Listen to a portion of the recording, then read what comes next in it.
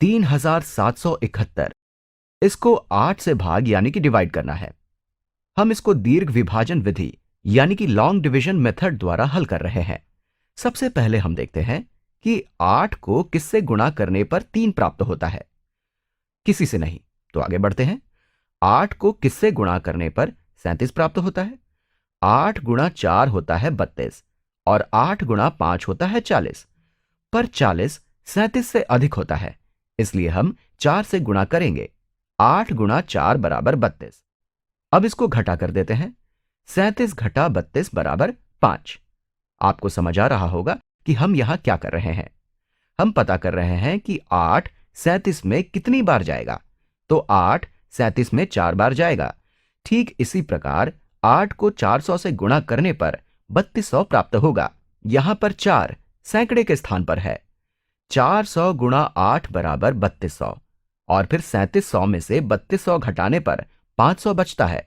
चलिए फिर से दीर्घ विभाजन विधि को देखते हैं। जब हम कहते हैं कि 8 को 4 से गुणा करने पर 32 प्राप्त होता है, तो इसका मतलब है कि 8 37 में 4 बार जाएगा। चलिए अब आगे बढ़ते हैं। यहां पर 5 है, वास्तव में ये 500 है। अब अगले अंक को नीचे लाते हैं, ये हो जाएगा 57।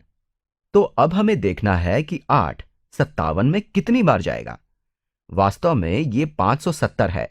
8 गुणा 5 होता है 40, 8 गुणा 6 होता है 48 और 8 गुणा 7 होता है 56। 8 गुणा 7 बराबर 56।